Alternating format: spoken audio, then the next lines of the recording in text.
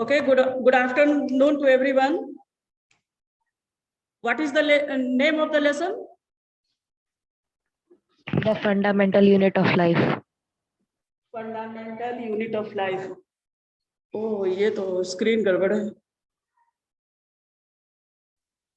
Class 9A. Fundamental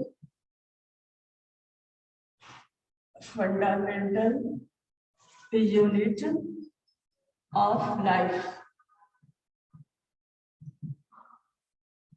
Fundamental unit of life. Lesson is 2.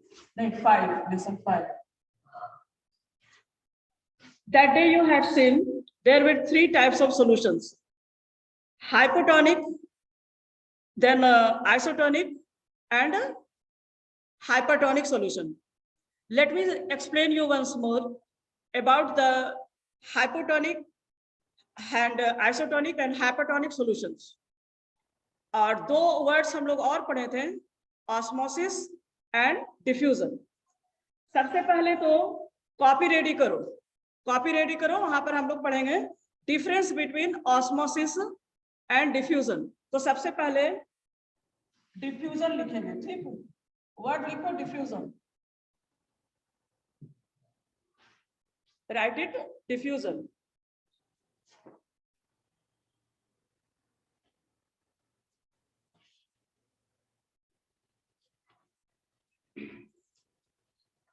Okay, now how to define diffusion? Movement of solute.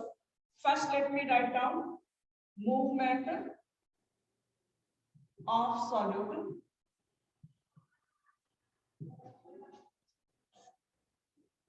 Movement of solute from higher concentration to lower concentration.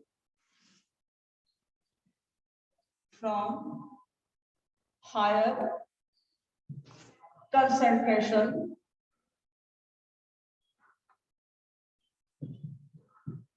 to lower concentration.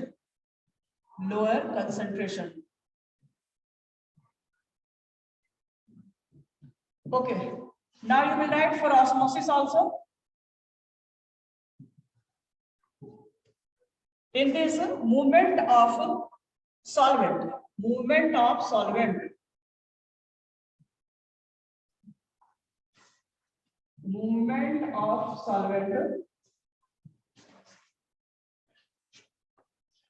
यहाँ पर अभी कितने लोग attend किए हो?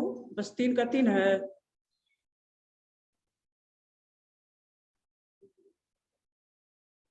Participants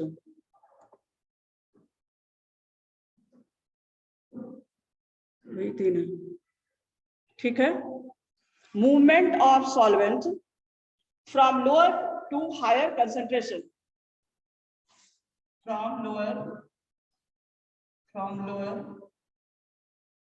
to higher concentration.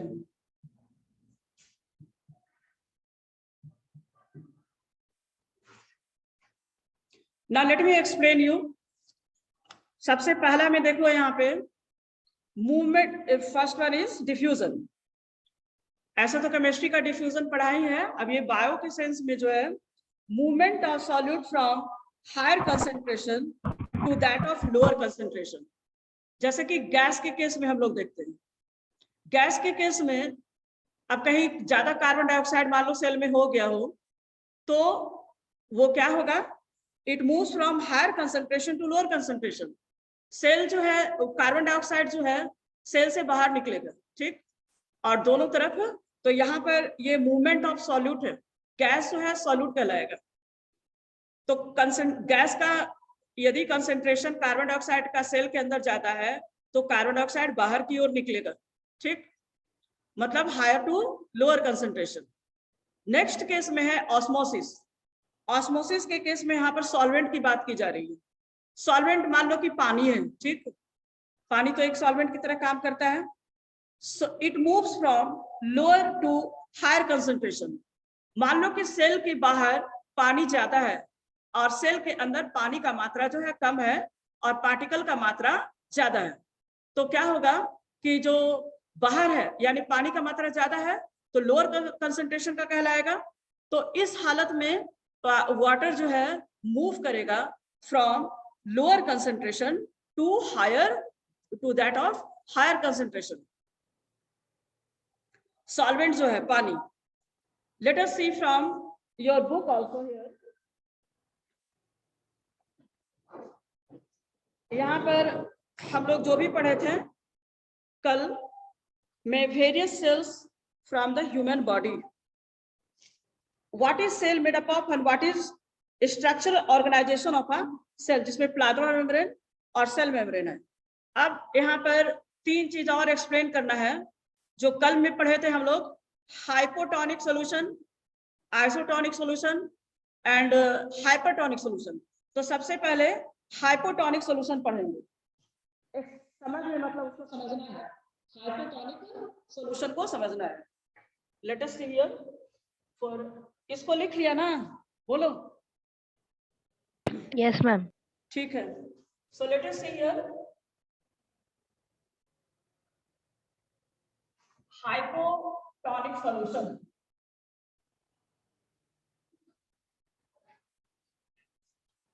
जैसे मान लो, पहले हम हेडिंग दे रहे हैं यहाँ पर हाइपोटोनिक सॉल्यूशन।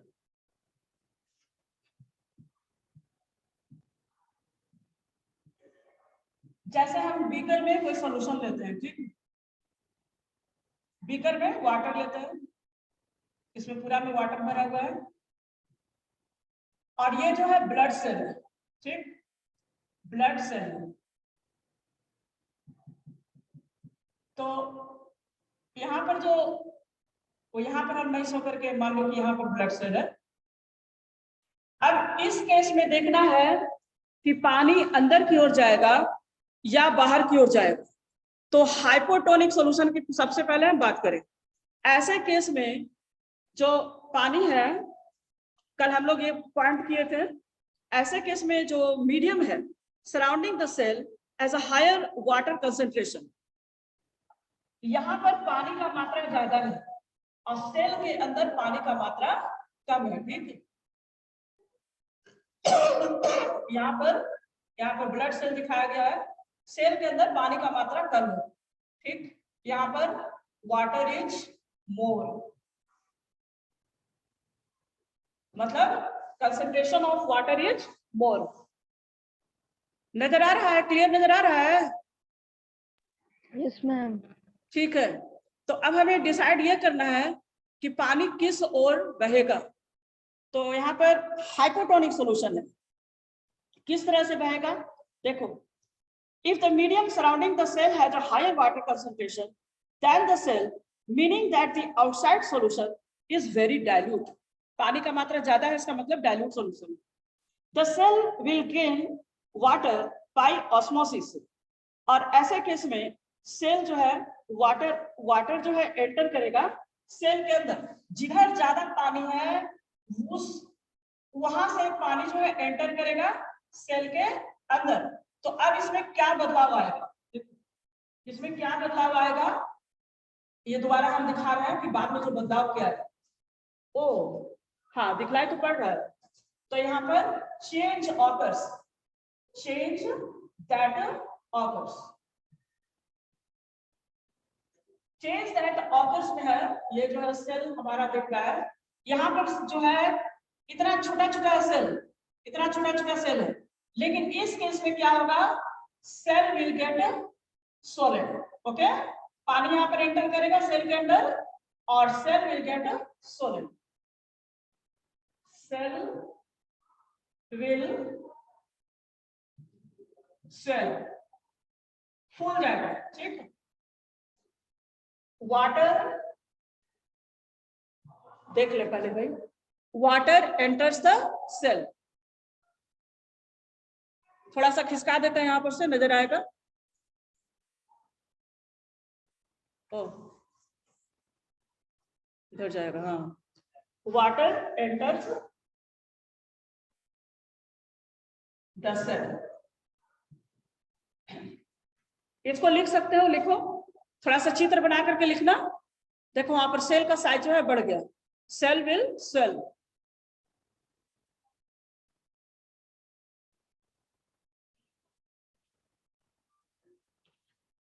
यहाँ पर वीडियो भी है, हो सकेगा तो व्हाट्सएप पर या यहीं पर शेयर कर लेंगे। इससे हमें शेयर नहीं करने आता है, इसलिए हम शेयर नहीं किए हैं। वीडियो बहुत अच्छा था इसका।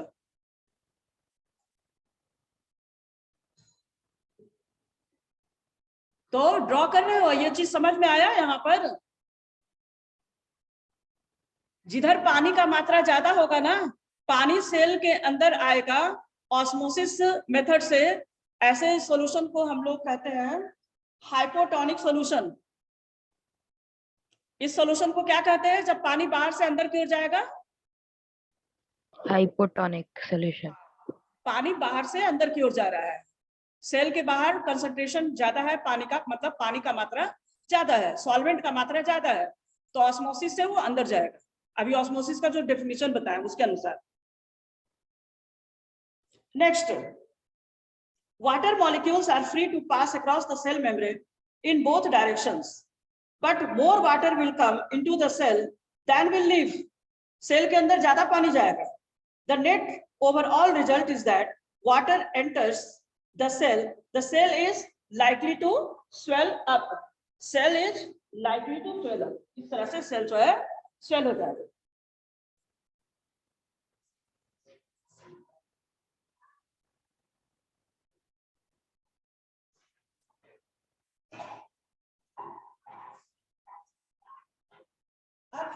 नेक्स्ट देखते हैं isotonic solution. Let us see the isotonic solution.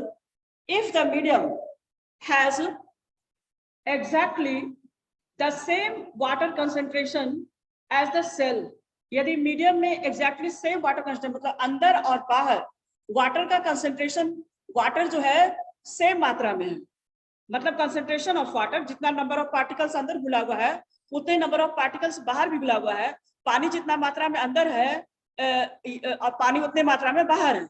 जितना सॉल्यूट पार्टिकल अंदर है उतने ही सॉल्यूट पार्टिकल्स बाहर भी है, मतलब दोनों चीज कंसंट्रेशन अंदर बाहर सेम है। तो ऐसे केस में पानी किस ओर फ्लो करेगा? Let us see. There will be no net movement of water across the cell membrane. ऐसे केस में पानी फ्लो नहीं करेगा, और इस तरह के सॉल्यूशन को क्या कहते हैं? बोलो। Isotonic. Yes, very good, isotonic solution. तो इसको हम मिटा देते हैं। अब हम लोग आइसोटोनिक सॉल्यूशन की बात कर रहे हैं। अब बेहतर होगा कि आइसोटोनिक सॉल्यूशन को हम लोग छोड़ दें, क्योंकि दैट इज ऑलरेडी अंडरस्टूड। उसमें फ्लो नहीं होगा और साइज जो है सेल का सेम रहेगा। Next we talk about, next we are talking about the hypertonic solution. देखो हाइपरटोनिक में क्या होगा? if the medium has a lower concentration of water than the cell, यदि सेल के बाहर में लोअर कंसंट्रेशन होगा ऑफ वाटर, सेल के बाहर में पानी ज्यादा है कि कम है? पानी कम है, ठीक। सेल के बाहर में पानी कम है कि ज्यादा है? बोलो। कम पानी है, ठीक। तो अब इस केस में पानी किस ओर बहेगा ये देखना है। Has lower concentration of water then the cell, meaning that it is a very concentrated solution. इसका मतलब है कि ये सॉल्यूशन काफी कंसंट्रेटेड है, पानी उसमें कम है और सॉलिड पार्टिकल्स ज्यादा है। तो इसमें क्या होगा? The cell will lose water by osmosis. तो ऐसे केस में पानी जो है सेल में ज्यादा है, सेल से पानी निकल करके बाहर जो कंसंट्रेटेड सॉल्यूशन है उसमें जाएगा। तो इस केस में पानी सेल से बाहर निकलेगा और सेल जो है श्रिंक हो जाएगा, सेल जो है छोटे साइज के हो जाएंगे। अब चलो उसको डायग्राम के रूप में हम लोग समझते हैं, ठीक। तो एक बीकर लेते हैं यहाँ पे, let us take this beaker and water, again there is water here, this one is water and the blood cells. Okay, यहाँ पर ब्लड सेल्स देखो थोड़े बड़े साइज का दिखा दूंगा, गड़बड़ डायग्राम में बनाना है, ठीक। तो यहाँ पे क्या है कि लेस वाटर, वाटर क्या है, लेस है, मतलब मीडियम के बाहर, ठीक। Less water outside the cell, outside the cell. और ये हुआ हाइपरटोनिक सॉल्यूशन के केस में, hypertonic solution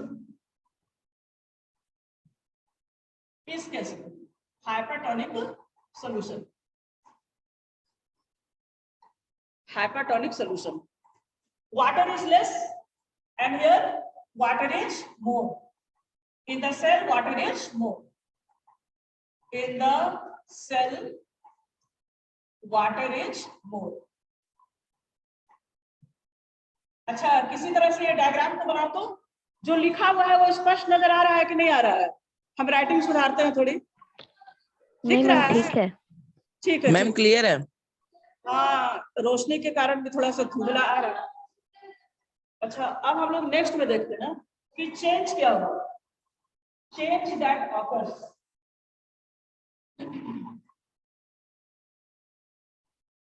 change that occurs, change that occurs. अब इसमें बदलाव क्या हुआ, तो उसी डायग्राम को हम लोग कैसे बनाते हैं। अब फर्क कहाँ है, यहाँ पर देखो जो ब्लड सेल्स है, ये जो ब्लड सेल्स है वो काफी छोटा छोटा हो गया, ठीक। अब इस केस में पानी कहाँ एंटर करेगा, पानी जो है, water will flow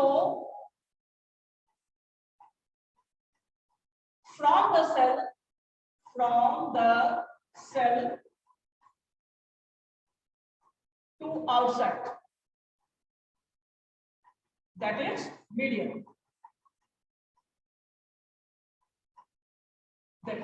Water will flow from the cell to outside and the cell will shrink, and the cell will shrink, and the cell will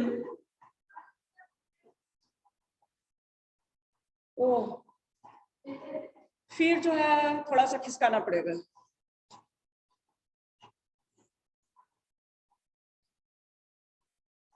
यहाँ पर है लिखा हुआ water will flow from the cell to outside, bracket में medium है, and the cell will shrink. The cell जो है, यहाँ पर सेल क्या होगा, श्रिंक कर जाएगा, है ना। The cell will shrink. अब दिखला देते हैं, थोड़ा सा उठा के दिखला देते हैं, हल्का सा ही खिसकाना है, ज्यादा नहीं।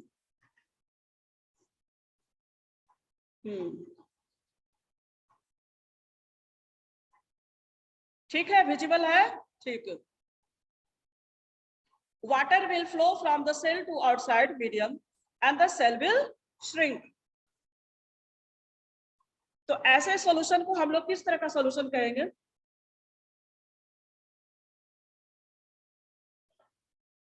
ऐसा सॉल्यूशन को हम लोग किस तरह का सॉल्यूशन कहेंगे, hypertonic, hypertonic solution, yes. So I think, अच्छा, ये जो वाटर का फ्लो हो रहा है वो डिफ्यूजन से हो रहा है कि ऑस्मोसिस से हो रहा है, बोलो। It takes place by the process of osmosis. देखो डेफिनेशन में देखो, वाटर एक सॉल्वेंट है और तुम्हारा जो ऑस्मोसिस में दिया हुआ है उसमें सॉल्वेंट दे रहा है, सॉल्यूट नहीं मूव कर रहा है बल्कि सॉल्वेंट मूव कर रहा है। तो यहाँ पर water flow of water takes place by the process of osmosis. यहाँ पर लिख देते हैं, flow of water takes place, flow of water takes place by osmosis. देखो वहां पर लिख दिया, वहां पर लिख लो, इसको ब्रैकेट में डाल दो।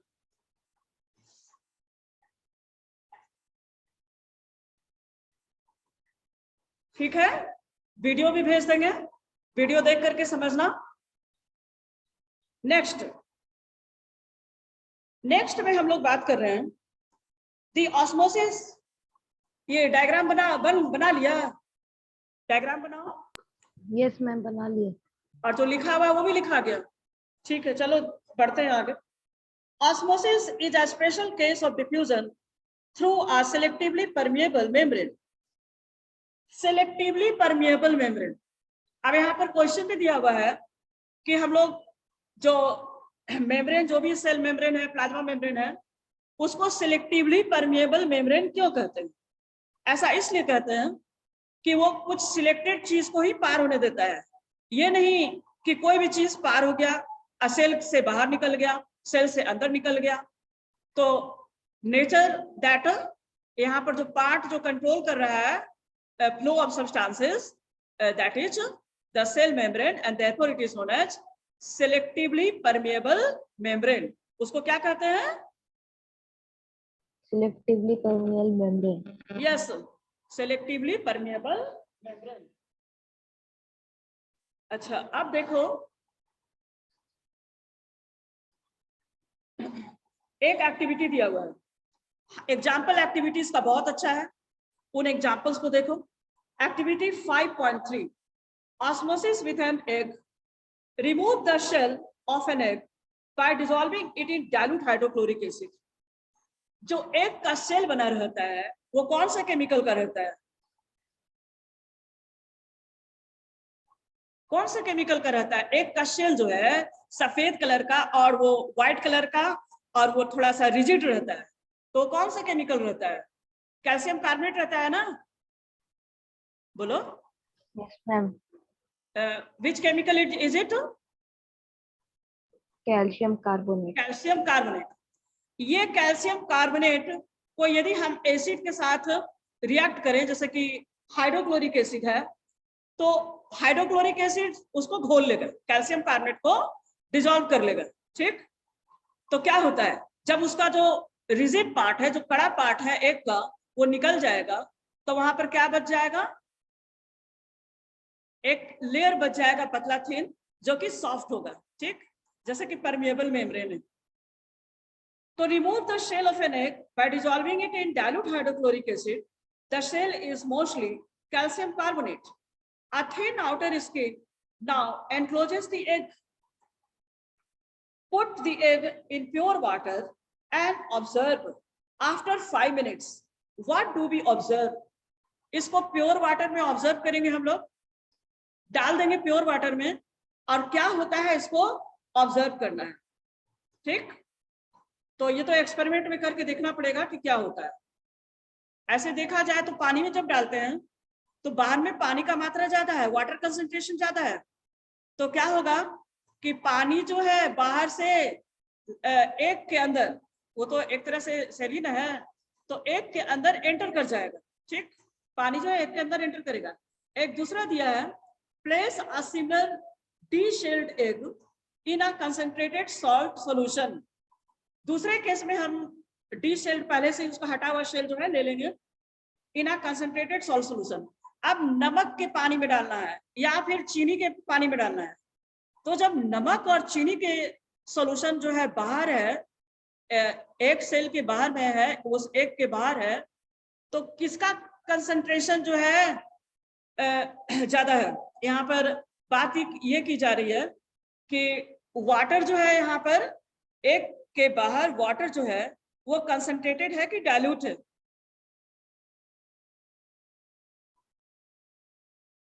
देखो, हम तुमको डेफिनेशन एक बार फिर से बता दें। Concentrated solution, dilute solution. Concentrated जिसमें नंबर ऑफ पार्टिकल्स सॉल्यूट का, ठीक, वो ज्यादा होता है। अब इसमें हम पानी में सॉल्ट घोल दिए हैं या फिर चीनी घोल दिए हैं, तो एक के अंदर का कंसंट्रेशन ऑफ सॉल्यूट जो है ज्यादा होगा कि एक के बाहर का सॉल्ट, ये सॉल्ट सॉल्यूशन जो है उसका ज्यादा होगा। कंसंट्रेशन किसका ज्यादा होगा? एक के बाहर का होगा, है ना। एक के बाहर का जो सॉल्ट सॉल्यूशन है, उसमें नमक हम लोग ने घोल दिया है पानी में, उसका कंसंट्रेशन यानी कि जो नंबर ऑफ सॉल्यूट पार्टिकल्स हैं विल बी मोर, लेकिन पानी का कंसंट्रेशन यहाँ पर लो है। ऑस्मोसिस तुम्हारा पानी के बहाव को शो करता है और डिफ्यूजन शो करता है सॉल्यूट पार्टिकल्स का। तो यहाँ पर हम लोग ऑस्मोसिस की बात कर रहे हैं, पानी की बात कर रहे हैं, ठीक। तो ऐसे केस में क्या होगा, place a similar D-shelled egg in a concentrated salt solution and observe for 5 minutes. देखो नहीं होगा तो एक एक्सपेरिमेंट हम लोग किशमिश वगैरह से भी कर सकते हैं क्लास में, उससे भी हो जाएगा। किशमिश को पहले सादा पानी में, उसके बाद फिर नमक के पानी में करके, छोटा सा एक्सपेरिमेंट, इसमें बहुत कठिनाई नहीं है, उसको क्लास में करके देख लेंगे तो बाकी लोगों को भी फायदा हो जाएगा, ठीक।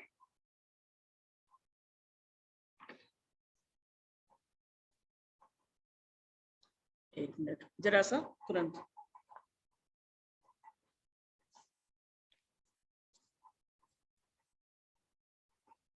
तो ये जा क्यों नहीं रहा है? लो हमसे तो ये तो जा ही नहीं रहा है। अब बोलते हैं चलो थोड़ा बढ़ाते हैं, अभी तो बात ही कर रहे हैं। तो यहाँ पे देखना है कि द एग श्रिंक्स, क्या होगा कि अंडे के अंदर का पानी निकलेगा और वो बाहर की ओर जाएगा, सॉल्ट सॉल्यूशन की तरफ जाएगा, और अंडा क्या होगा, श्रिंक कर जाएगा। श्रिंक का मतलब क्या हुआ, बोलो। श्रिंक का मतलब सिकुड़ना, अंडा जो है सिकुड़ जाएगा। इसको किशमिश से भी हम लोग करके देख सकते हैं।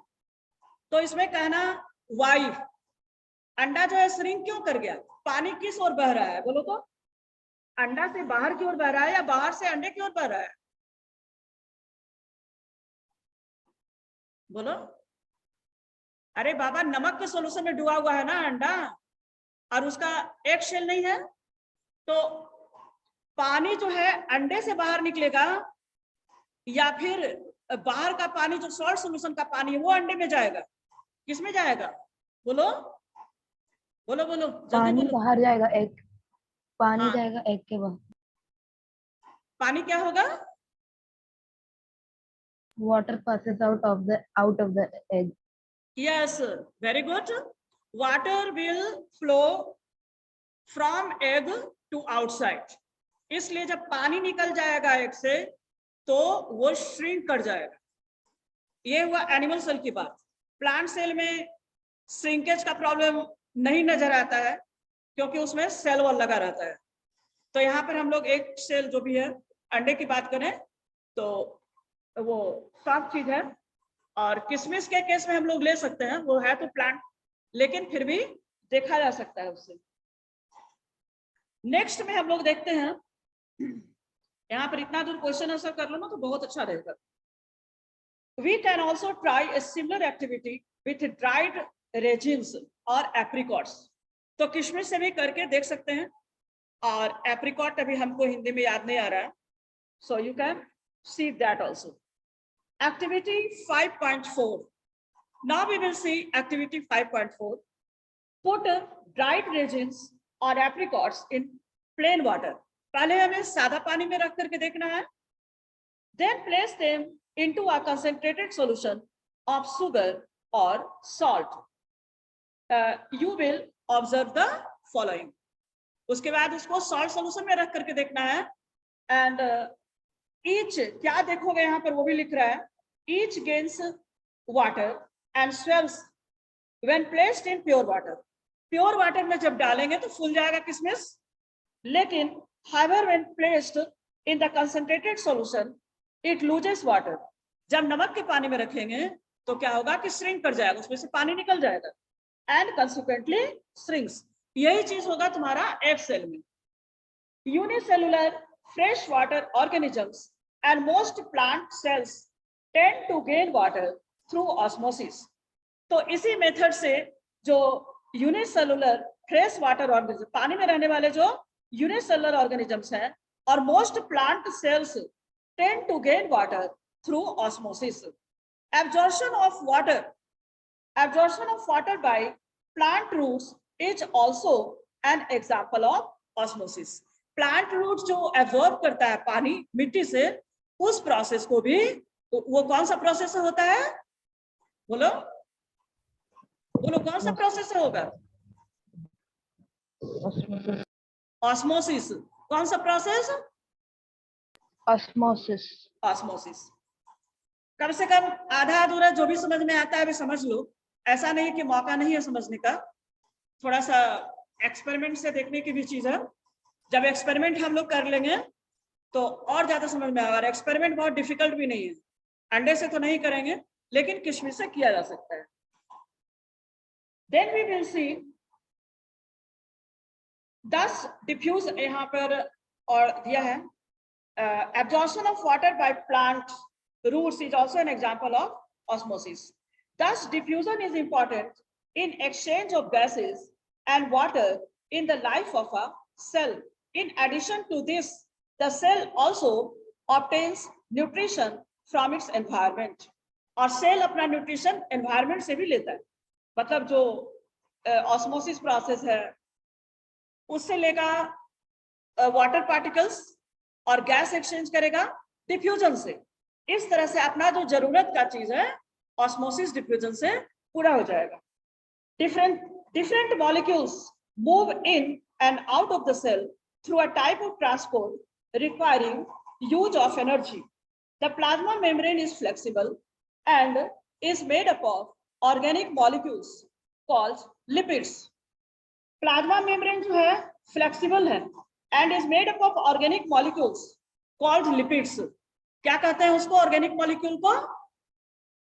Lipids. Lipids and proteins. Lipids actually ना fats containing कहलाएगा और protein तो तुम लोग जानते ही हो। However, we can observe the structure of plasma membrane only through an electron microscope. तो हम लोग प्लाज्मा मेम्ब्रेन का स्ट्रक्चर ऑब्जर्व कर सकते हैं only through Electron microscope. Yes electron microscope. ठीक है, नेक्स्ट में देखते हैं the flexibility of the cell membrane also enables the cell to engulf in food. जो सेल मेम्ब्रेन का फ्लेक्सिबिलिटी है वो एनेबल करता है the cell to engulf the food, यानी कि वो सिकुड़ता है, एक्सपैंड करेगा कॉन्ट्रैक्ट करेगा, इस तरह से उसको खाना खाने में मतलब कोई भी चीज को एनगल्फ करने में, अंदर डालने में, सेल के अंदर डालने में वो मदद करता है। And other materials from its external environment, मतलब बाहर से जो उसको खींचना है। मान लो कि हम लोग श्वास लिए, ऑक्सीजन गया हमारे सेल में, हर एक सेल में, तो वो ऑक्सीजन डिफ्यूजन के थ्रू हमारे सेल में पहुंच जाता है और कार्बन डाइऑक्साइड निकलता है वो भी डिफ्यूजन के थ्रू। तो ये जो डिफ्यूजन के थ्रू निकलेगा तो higher concentration of carbon dioxide to lower concentration of carbon dioxide या higher concentration of oxygen to lower concentration of oxygen इस डायरेक्शन में फ्लो करेगा। लेकिन जो ऑस्मोसिस के केस में सॉल्वेंट फ्लो करता है वो लोअर टू हायर कंसंट्रेशन की ओर फ्लो करता है।